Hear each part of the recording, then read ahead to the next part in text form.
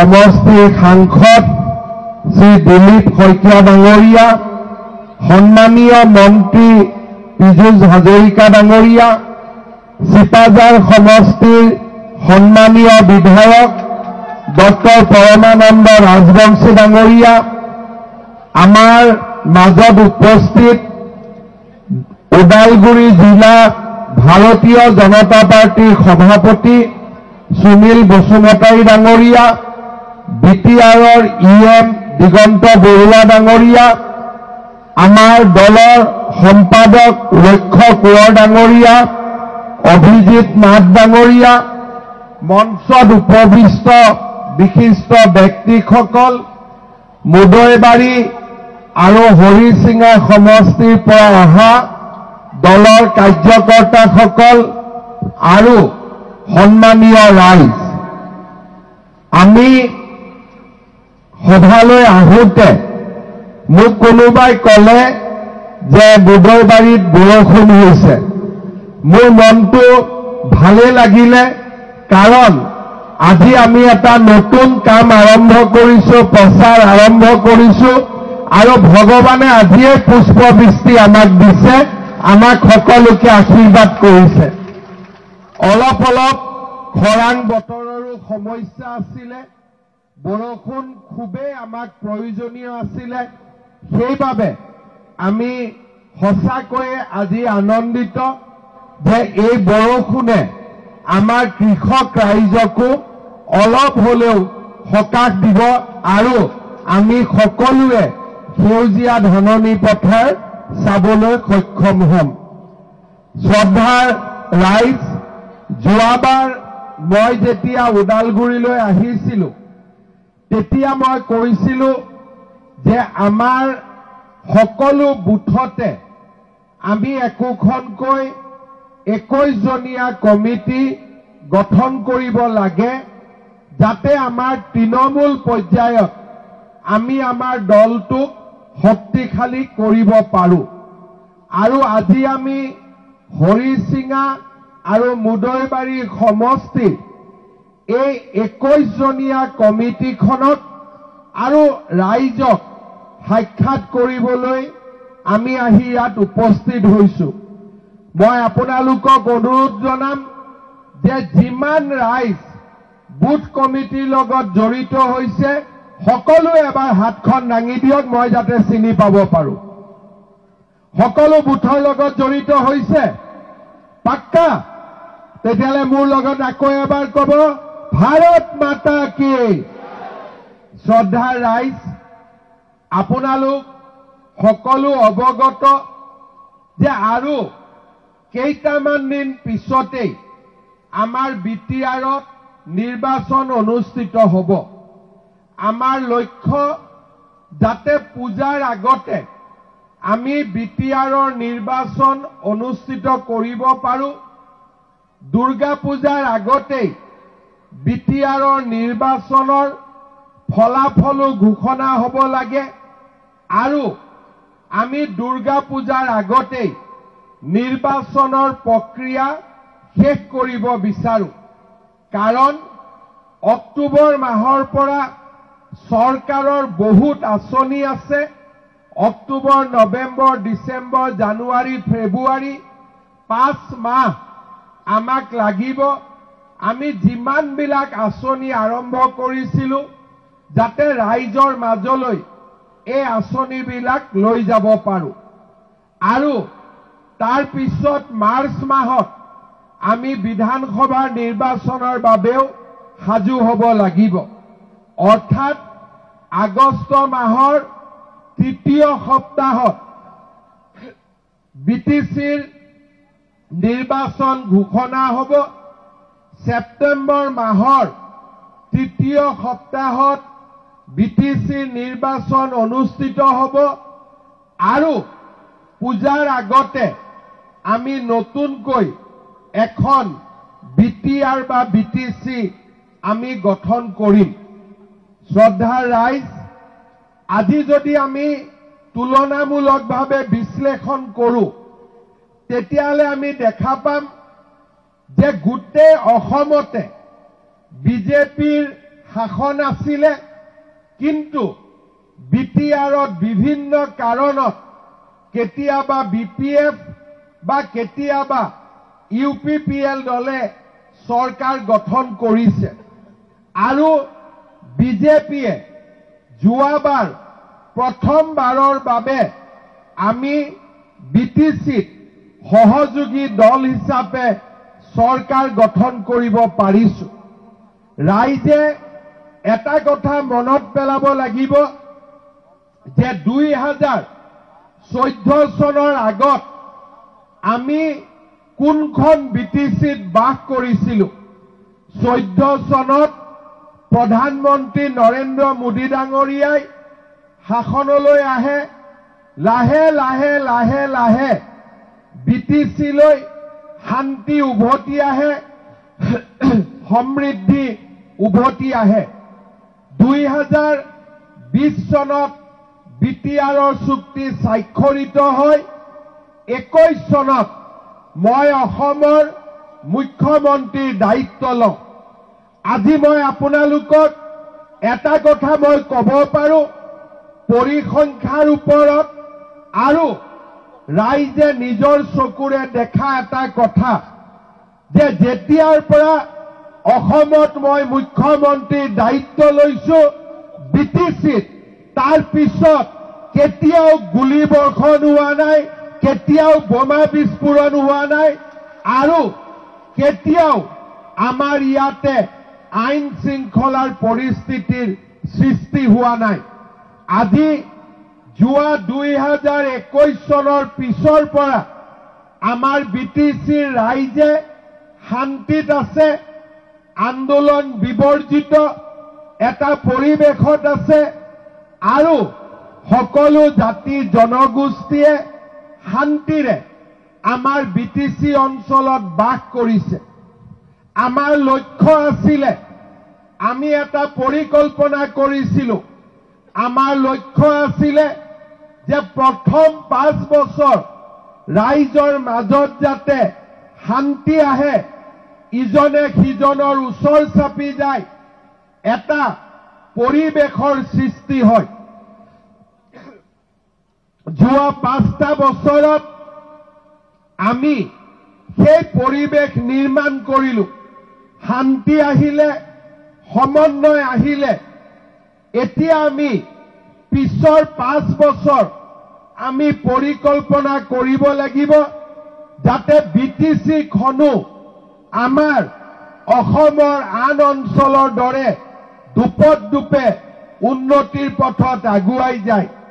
মোৰ এটাই লক্ষ্য, অহা 5 বছৰত আমি এনেকুৱা এখন বিটিচি নিৰ্মাণ কৰিব লাগিব য'ত কোনো দ্বিতীয় শ্ৰেণীৰ নাগৰিক নাথাকে, সকলোৱে যাতে প্ৰথম শ্ৰেণীৰ নাগৰিক হ'ব পাৰে। আমাৰ বিটিচিত বিভিন্ন জাতি আছে, বিভিন্ন উপজাতি আছে, বিভিন্ন ভাষা ভাষীৰ লোক আছে। কোনেও মনত ভাবিব নালাগে যে বিটিচিখন মোৰ নহয়, মই বিটিচিত দ্বিতীয় শ্ৰেণীৰ নাগৰিক। মোৰ গাঁৱত ৰাস্তা নহয়, মোৰ গাঁৱত স্কুল নহয়, মোৰ গাঁৱত অনুষ্ঠান নহয়, কাৰণ মই বিটিচিত দ্বিতীয় শ্ৰেণীৰ নাগৰিক। আমি আপোনালোকক প্ৰতিশ্ৰুতি দিছো যে অহা 5 বছৰত আমি এনেকুৱা এখন বিটিচি নিৰ্মাণ কৰিম যোন বিটিচিত সকলোৱে প্ৰথম শ্ৰেণীৰ নাগৰিকৰ স্বীকৃতি লাভ কৰিব। ইয়াতে কোনো দ্বিতীয় শ্ৰেণীৰ নাগৰিক থাকিব নোৱাৰিব। শ্ৰদ্ধাৰ ৰাইজ, অকল বিটিচিতে নহয়, আজি আমি সমগ্ৰ অসমলৈ পৰিৱৰ্তন আনিলো। কোনো অসমত যোৱা 5 বছৰত অসমৰ বিশাল উন্নতি হৈছে। চাৰিওফালে ৰাস্তা ঘাট, অনুষ্ঠান, আমাৰ উদ্যোগীকৰণ, কৃষিৰ উন্নয়ন, সকলো দিশতে আজি আমাৰ ৰাজ্যখন আগবাঢ়িছে। কৃষকৰ বাবে ধান ক্ৰয়, কৃষকৰ বাবে সৰিয়হ ক্ৰয়, কৃষকৰ বাবে কিষাণ সন্মান যোজনা, আমাৰ ৰাইজৰ বাবে অৰুণোদয় আঁচনি, আমাৰ ৰাইজৰ বাবে মহিলা উদ্যমিতা আঁচনি, ডাঙৰ ডাঙৰ ৰাস্তা, মেডিকেল কলেজ, ইঞ্জিনিয়াৰিং কলেজ, বিশ্ববিদ্যালয়, আজি আমাৰ ৰাজ্যখনৰ পৰিৱেশৰ বৃহৎ উন্নতি হৈছে। আজি অসম ভাৰতৰ ভিতৰতে এখন সৰ্বশ্ৰেষ্ঠ ৰাজ্য হিচাপে নিজৰ যাত্ৰাপথত আজি আগুৱাই গৈছে। যোৱাকালি গুৱাহাটীত আমি এখন সাংবাদিক মেল কৰিছিলোঁ। আপোনালোকে দেখা পাইছে। যোৱাকালি মই ৰাইজক কৈছিলোঁ যে অৰুণোদয় তৃতীয় আঁচনিখন আমি 17 ছেপ্টেম্বৰৰ পৰা আৰম্ভ কৰিম। প্ৰধানমন্ত্ৰী নৰেন্দ্ৰ মোদী ডাঙৰীয়াৰ উপজা দিনটোৰ পৰা আমি অৰুণোদয় তৃতীয় আঁচনিখন আৰম্ভ কৰিম। অৰুণোদয় আঁচনিত আই মাতৃসকলে 1250 টকাকৈ লাভ কৰিছিল। এইবাৰ আমি কৈছোঁ যে এই অৰুণোদয় আঁচনিত 1250 টকাৰ লগতে এই পৰিয়ালটোৱে যদি গেছ কিনে তেতিয়াহ'লে প্ৰতিটো ৰন্ধন গেছৰ বিপৰীতে 250 টকাকৈ আমি ৰাজ সাহায্যও আগবঢ়াম। শ্ৰদ্ধাৰ ৰাইজ, আজি আমাৰ ৰাজ্যখনত বিজেপি দল শাসনলৈ অহাৰ পিছত আমি এনেকৈ নতুন নতুন কাম হাতত লৈছোঁ। আমি কাম আৰম্ভ কৰিছোঁ।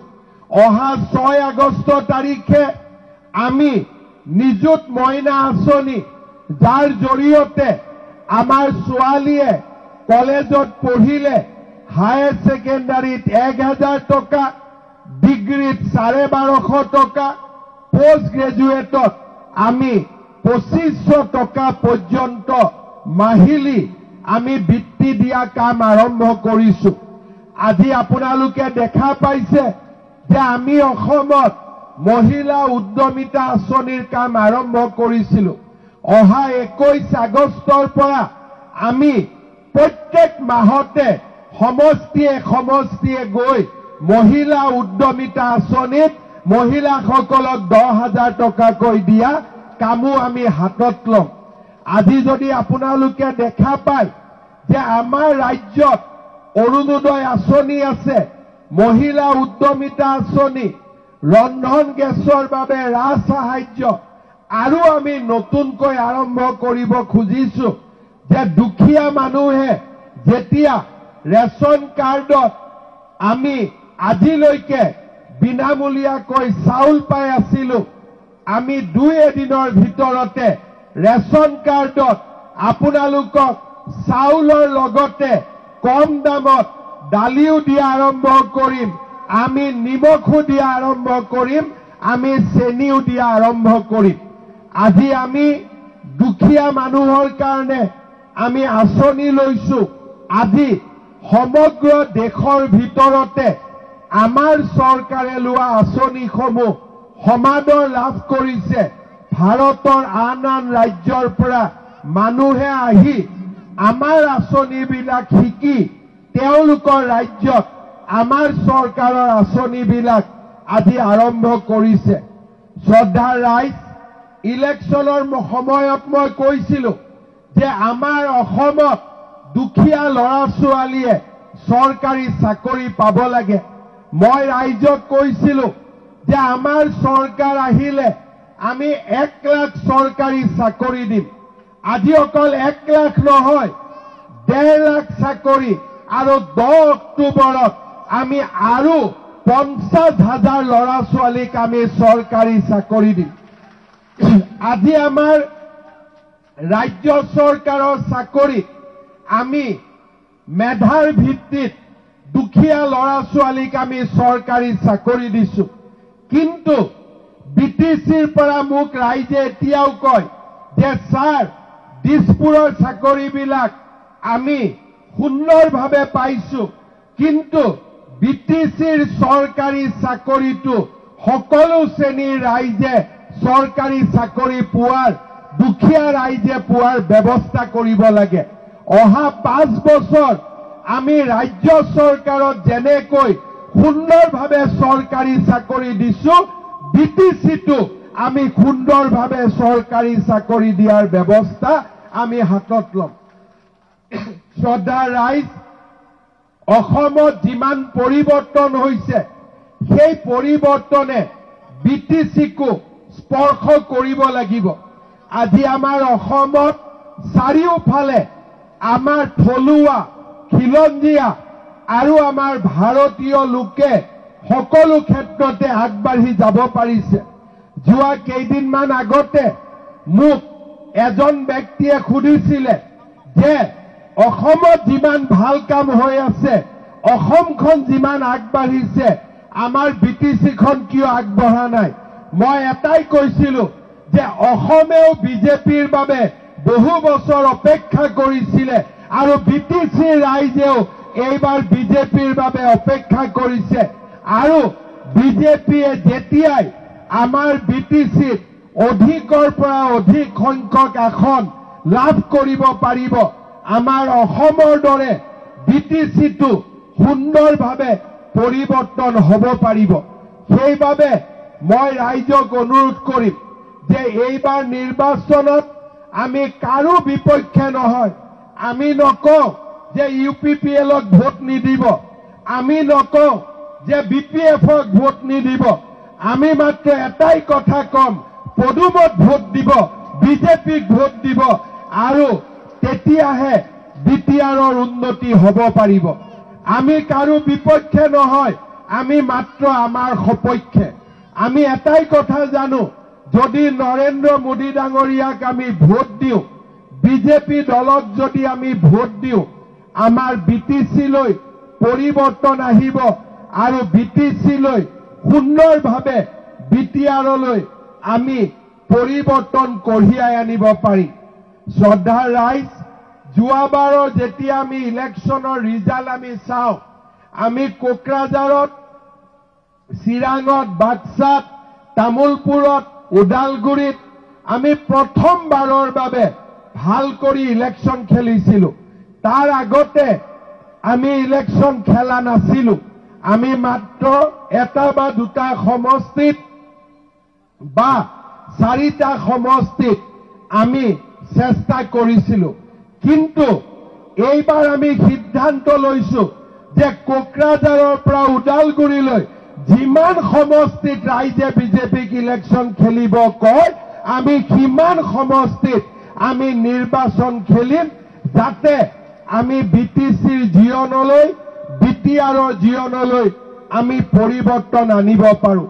শ্ৰদ্ধা ৰাইজ, আমাৰ সকলোৰে ভাষা সুৰক্ষিত হ'ব লাগে, সকলোৰে সংস্কৃতি সুৰক্ষিত হ'ব লাগে, আৰু সকলোৱে ভাবিব লাগে যে কোকৰাঝাৰখন আমাৰ, দিছপুৰখন আমাৰ, দিল্লীখন আমাৰ। আমাৰ যদি মনত ভাৱ থাকে যে ইয়াত এই ব্যৱস্থাটো আমাৰ নহয়, তেতিয়াহ'লে আমাৰ ৰাইজ তাৰ পৰা উপকৃত হ'ব নোৱাৰে। আজি আপোনালোকে চাব, প্ৰথমবাৰৰ বাবে BTRত অকণমান হ'লেও বিজেপি দল বহিবলৈ সক্ষম হৈছিল, আৰু বিজেপি দল কোকৰাঝাৰত অলপমান জাগা, অকণমান এৰিয়া, অকণমান কেইটামান সিট আমি জিকি কোকৰাঝাৰত বহাৰ লগে লগে আজি কিমান পৰিৱৰ্তন হ'ল। তামুলপুৰৰ দৰে জাগাত মেডিকেল কলেজ, ওদালগুৰিৰ দৰে জাগাত অসমমালা, কলাইগাঁৱত নতুন কলেজ। আজি মই লিষ্ট দিব পাৰোঁ যে যোৱা 5 বছৰত বিজেপি দল অকণমান জাগা পোৱাৰ কাৰণে আমি ইয়াতে কিমান কাম কৰিব পাৰিলোঁ। আপোনালোকে মাত্ৰ এইবাৰ আমাৰ জাগাখিনি অকণমান আগবঢ়াই দিয়ক, আৰু অলপ ডাঙৰ কৰি দিয়ক। আমি BTRৰ জীৱনলৈ ভাবিব নোৱাৰা আমি পৰিৱৰ্তন আনিম। আমাক মাত্ৰ ৰাজনৈতিকভাৱে আপোনালোকে এবাৰ সমৰ্থন কৰক, এবাৰ আপোনালোকে বিজেপি দলক সমৰ্থন কৰক। জাতি, বৰ্ণ, সম্প্ৰদায় সকলোৰ বাবে আমি কাম কৰিম। BTCত বঙালী মানুহজনেও ক'ব মই প্ৰথম শ্ৰেণীৰ নাগৰিক, হিন্দী ভাষীজনেও ক'ব মই প্ৰথম শ্ৰেণীৰ নাগৰিক, অসমীয়া ভাষীয়েও ক'ব মই প্ৰথম শ্ৰেণীৰ নাগৰিক, গোৰ্খাইও ক'ব মই অসম শ্ৰেণীৰ নাগৰিক, আৰু আমাৰ বড়ো সমাজেও ক'ব যে হয় আমি সকলোৱে লগ লাগি আমি আমাৰ বিটিআৰখনত বড়োলেণ্ডখনত আমি আগুৱাই লৈ যোৱাৰ বাবে প্ৰচেষ্টা কৰিম। আৰু সেইকাৰণে আমি যোৱা 5 বছৰত বাথৌ ভগৱানকো আমি পূজা কৰিছো, আৰু আমাৰ দৌল মন্দিৰ নামঘৰকো আমি পূজা কৰিছো। আমি কাৰো মাজত ভেদাভেদ নথকাকৈ আমি আগবাঢ়ি যাবলৈ চেষ্টা কৰিছো। আজিও মোক কোনোবাই কয় যে আপুনি BPFৰ এগেইনষ্টত একো নকয়, আপুনি UPPLৰ এগেইনষ্টত একো নকয়। মোৰ কাৰো এগেইনষ্টত ক'বলগীয়া নাই। মই মাত্ৰ এটাই কথা কম, নৰেন্দ্ৰ মোদীক ভোট দিয়ক, বিজেপিক ভোট দিয়ক, আৰু আমাৰ BTCৰ জীৱনলৈ পৰিৱৰ্তন লৈ আহক। শ্ৰদ্ধাৰ ৰাইজ, যোৱাবাৰ মই বিধানসভাৰ ইলেকশ্যনৰ সময়ত কলাইগাঁৱলৈ আহিছিলো, আৰু কলাইগাঁও ৰাইজক মই প্ৰতিশ্ৰুতি দিছিলো যে কলাইগাঁৱত এখন আমি সুন্দৰ কলেজৰ নিৰ্মাণ কৰিম। আজি 33 কোটি টকা ব্যয় কৰি কলেজৰ নিৰ্মাণৰ কাম চলিছে। আজি মই ইয়াত অহাৰ লগে লগে দিগন্তই কৈছে যে দাদা এখন IITও লাগে আমাৰ ইয়াতে কলাইগাঁৱত, আৰু মই আপোনালোকক প্ৰতিশ্ৰুতি দিছো এই 5 বছৰ কলেজ হল, অহা 5 বছৰত IIT হ'ব, আৰু আমাৰ এই অঞ্চললৈ পৰিৱৰ্তন আহিব, আৰু আমি সকলোৱে মিলি একেলগে কাম কৰিম। কলাইগাঁও মুদৈবাৰী আমাৰ জাতীয় জীৱনৰ এক এৰাব নোৱাৰা আৰু সকলোৰে হৃদয়ত বাস কৰা এখন পবিত্ৰ ভূমি। আমাৰ এই অঞ্চল মুৰাদেউৰ দৰে শক্তিশালী আধ্যাত্মিক পীঠেৰে আমাক ভগৱানে আশীৰ্বাদ কৰে। এই অঞ্চলত আমি সকলো ৰাইজে মুৰাদেউৰ পৰা দলা সত্ৰলৈকে আমি সকলো ৰাইজে একেলগে বাস কৰো, আৰু সকলো জাতি উপজাতিৰ ৰাইজে আমাৰ এই অঞ্চলত একেলগে বাস কৰে। মই ৰাতিপুৱা চাইছিলো মুদৈবাৰীত আমাৰ বড়ো লোক আছে, অসমীয়া ভাষী, বঙালী ভাষী, গোৰ্খা, চাওতালী, আদিবাসী, মুছলিম, ৰাভা, গাৰো, শৰণীয়া, হিন্দী ভাষী, সূত্ৰধাৰ, ক'ব গ'লে সকলো জাতি উপজাতিৰ ৰাইজ আমাৰ মুদৈবাৰীত আছে। হৰিচিঙাতো সকলো জাতি উপজাতিৰ ৰাইজ আছে। মই এটাই বিচাৰো, কেতিয়াবা বিটিআৰৰ ৰাইজে ভাবে যে আমি পিছ পৰি আছো নেকি। আচলতে যদি এখন ভাল চৰকাৰ চলে, বিটিআৰৰ ৰাইজে এটা সুবিধা নহয় দুটা সুবিধা পাব পাৰে। দিছপুৰো আপোনালোকৰ লগত আছে, কোকৰাঝাৰো আপোনালোকৰ লগত আছে। আচলতে বিটিআৰত যদি কামৰূপ জিলাত এটা কাম হ'ব পাৰে, বিটিআৰত দুটা কাম হ'ব পাৰে। কাৰণ বিটিআৰৰ টকা কোকৰাঝাৰৰ পৰাও আহে, বিটিআৰৰ টকা দিছপুৰৰ পৰাও আহে। আজি দৰঙৰ ল'ৰা এজনে বিটিআৰত চাকৰিৰ এপ্লাই কৰিব নোৱাৰে, কিন্তু বিটিআৰৰ ল'ৰা এজনে ডিব্ৰুগড়ত তিনিচুকীয়াত গৈও চাকৰিৰ আবেদন কৰিব পাৰে। আমি গুৱাহাটীৰ পৰা আহি মই বিটিআৰত মাটি কিনিব নোৱাৰো, কিন্তু বিটিআৰৰ মানুহে কলাইগাঁৱতো মাটি কিনিব পাৰে, গুৱাহাটীতো মাটি কিনিব পাৰে। যদি আমি বিটিআৰখন ভাল কৰি পৰিচালনা কৰিব পাৰো, তেতিয়াহ'লে বিটিআৰৰ ৰাইজ আটাইতকৈ বেছি উপকৃত হ'ব পাৰে, যদিহে এই চৰকাৰখন আমি ভাল কৰি চলাব পাৰো। আৰু সেইকাৰণে মই মনত বিচাৰো যে এইবাৰ আপোনালোক সকলোৱে জানে যে অসমত আকৌ এবাৰ বিজেপি চৰকাৰ আহিবই। আহিবনে নাই অসমত বিজেপি চৰকাৰ? আহিবনে নাই বিজেপি? বিধানসভাত আপোনালোকে বিজেপিক ভোট দিবনে নাই? যদি দিছপুৰত বিজেপি আহে, আমি দিছপুৰত বিজেপি অহাৰ আগতে কোকৰাঝাৰত তাৰ আগতে আমি বিজেপিক শক্তিশালী কৰিব লাগিব, যাতে আমি সকলো প্ৰকাৰে বিটিআৰবাসীক ন্যায় দিব পাৰো, বিটিআৰবাসীক আগুৱাই লৈ যাব পাৰো। আজি আমাৰ ইয়াতে কাৰ্যকৰ্তাসকল আছে। মই এটাই কথা আপোনালোকক অনুৰোধ কৰিম, আপোনালোকে ৰাইজক গৈ ক'ব যে এইবাৰ বিজেপিয়ে দিলীপ শইকীয়া, হিমন্ত বিশ্ব শৰ্মা, এইবাৰ আমি বিটিআৰত সিৰিয়াছলি ইলেকশ্যন খেলিব আহিছো। আমি ইয়াতে এনে অহা নাই যে আমি কৰবাত এটা দুটা সমষ্টিত ইলেকশ্যন খেলি এৰি দিম। এইবাৰ আমি এটাই উদ্দেশ্য লৈ আহিছো, 5 বছৰত শান্তি আনিলো, অহা 5 বছৰত আমি বিকাশৰ গংগা এই বিটিআৰলৈ আমি নমাই আনিম। শ্ৰদ্ধাৰ ৰাইজ, মই সকলোকে অনুৰোধ কৰিম, আপোনালোকে বিজেপি দলত আমাৰ দলৰ প্ৰাৰ্থীক ভোট দিয়ক আৰু এটা এটাকৈ আমি এই অঞ্চলৰ উন্নয়নৰ বাবে কাম কৰিম। যোৱাবাৰ আমি 4টা সমষ্টিত জয়লাভ কৰিছিলো। এইবাৰ আমি 2টা সমষ্টিত ওদালগুৰিত আমি অকণমান ভোটত হাৰিছিলো। কিন্তু এইবাৰ ৰাইজৰ যিমান উৎসাহ, মইতো দেখিয়েই ক'ব পাৰো যে এইবাৰ ওদালগুৰি জিলাত বিজেপিয়ে চমৎকাৰ কৰিব আৰু বিজেপিয়ে বিপুল ভোটত বিজয়ী হ'ব। যোৱা মাহত মই ওদালগুৰিলৈ আহিছিলো, ৰাইজৰ উৎসাহ মই নিজে দেখিছিলো। তামুলপুৰ, বাক্সা, চিৰাং, কোকৰাঝাৰ সকলো জাগাতে বিজেপিৰ কাৰ্যকৰ্তাসকলৰ বহুত বেছি উৎসাহ। মোক মাত্ৰ এটাই কথা কৈ আছে, ছাৰ চব ঠিক আছে, লাষ্টত বুজাবুজি কৰি নিদিয়েতো, লাষ্টত কিবা গণ্ডগোল হৈ নাযায়তো। মই এটাই কথা কৈছো, লাষ্টত আৰু ফাৰ্ষ্টত নহয়, বিজেপিয়ে এইবাৰ অকলে ইলেকশ্যন খেলিব, বিজেপিয়ে ৰাইজৰ আশীৰ্বাদ ল'ব আৰু বিজেপিয়ে বিটিআৰৰ উন্নয়নৰ বাবে কাম কৰিব। শ্ৰদ্ধাৰ ৰাইজ, আজি মই এটাই কথা বিচাৰো যে বিটিআৰৰ ৰাইজৰ মনৰ পৰা দুখবোৰ যাতে আঁতৰি যায়, বেদনাবিলাক আঁতৰি যায়। কোনোবাই আহিলে মোক কয় যে ছাৰ আমি মাটিৰ কাম কৰিব গলো, 47 চনৰ কাগজ বিচাৰে। আৰে বাবা, 47ত ব্ৰিটিছৰ হাততো 47ৰ কাগজ নাই। আমাৰ অসমীয়া মানুহে ক'ৰ পৰা 47ৰ কাগজ দিব? কাগজ বিচাৰিব লাগে বাংলাদেশৰ পৰা অহা সকলক, অসমৰ মানুহক কাগজ বিচাৰি পেলাই কোনো লাভ নাই। এই কথাটোকে মই বুজাব খোজো যে আজি আমাৰ অসমখন পৰিৱৰ্তন হৈছে, আগৰ দৰে অসম নাই।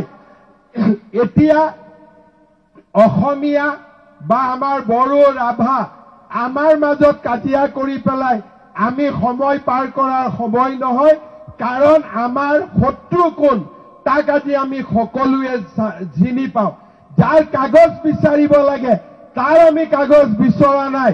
গোটেই জংগলে মাটিয়ে গোটেইখিনি তেওঁলোকে আৱৰি ল'লে, তাৰ কাগজ বিচৰা নাই। আৰু যাৰ কাগজ বিচাৰিব নালাগে তাৰ কাগজ বিচাৰি আমি ঘূৰি ফুৰিছো। মই এটাই কথা কম, ভাই হিমন্ত বিশ্ব শৰ্মাৰ কাগজ বিচাৰিব নালাগে, বাংলাদেশৰ পৰা অহাজনৰ কাগজ বিচাৰক। কিন্তু আমাৰ ইয়াত উল্টা, বাংলাদেশৰ পৰা অহাজনৰ কাগজ কোনেও বিচৰা নাই, কাগজ বিচাৰি আছে দিলীপ শইকীয়াৰ, পৰমানন্দ ৰাজবংশীৰ কাগজ বিচাৰি আছে। এই কথাটো কাৰো কাৰণে ঠিক নহয়, কাৰণ আমি যদি একেলগে নাথাকো আমাৰ জাতি মাটি ভেটি সকলো নোহোৱা হৈ যাব। যোৱা 4 দিন আগতে মই উৰিয়াম ঘাটলৈ গৈছিলো।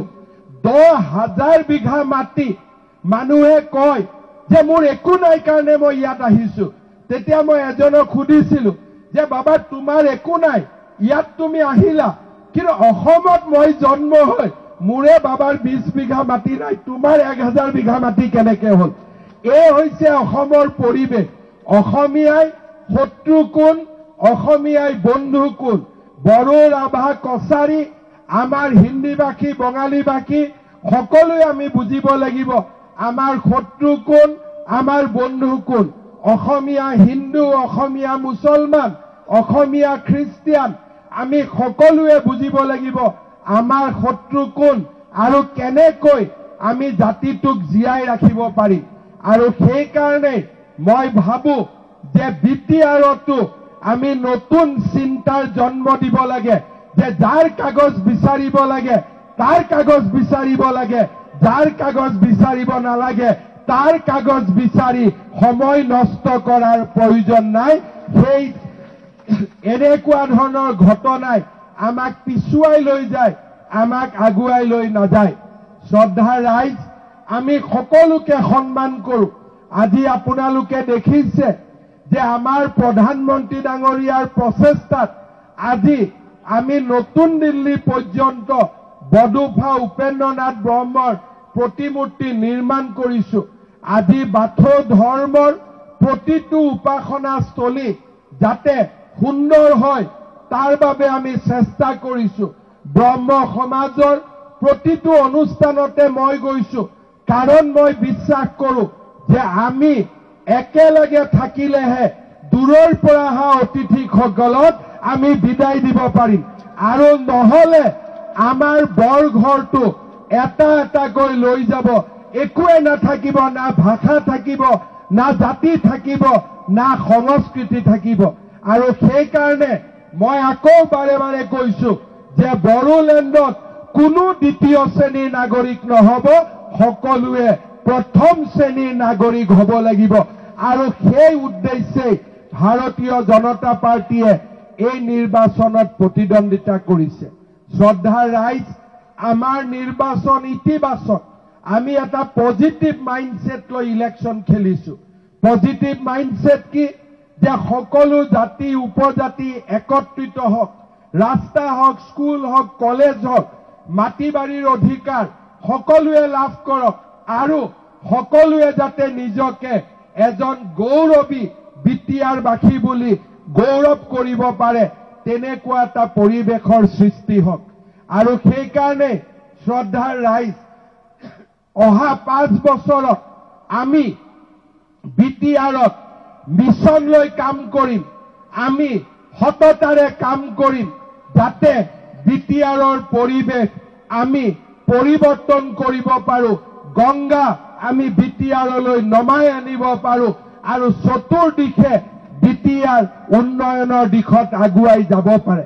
সেইবাবে মই কাৰ্যকৰ্তাসকলক আহ্বান জনাম, প্ৰাৰ্থী কোনবা হ'ব কোনবা নহ'ব আমি একো চিন্তা কৰিব নালাগে, মাত্ৰ পদুম ফুলত ভোট দিব লাগে, আৰু এখন শক্তিশালী বিটিআৰ আৰু শক্তিশালী অসম আমি নিৰ্মাণ কৰিব লাগে।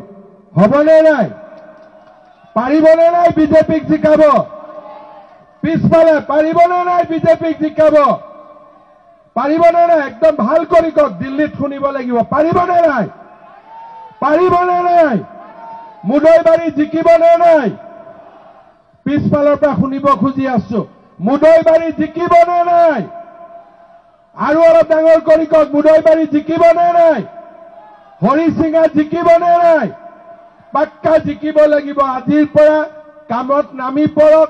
বেলটত পদুম ফুল থাকিব, পদুম ফুলত ভোট দিব লাগিব, নৰেন্দ্ৰ মোদীক জিকাব লাগিব, সৰ্বাংগ সুন্দৰ বিটিআৰ এখন নিৰ্মাণ কৰিব লাগিব।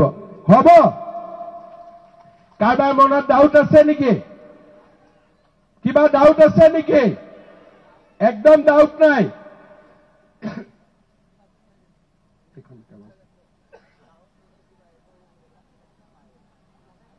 মোক আমাৰ কাৰ্যকৰ্তাসকলে আৰু কেইবাটাও নতুন নতুন কথা মোক কৈ আছে। যিহেতু ইলেকশ্যন আছে, মই বেছিকৈ ক'ব নোখোজো।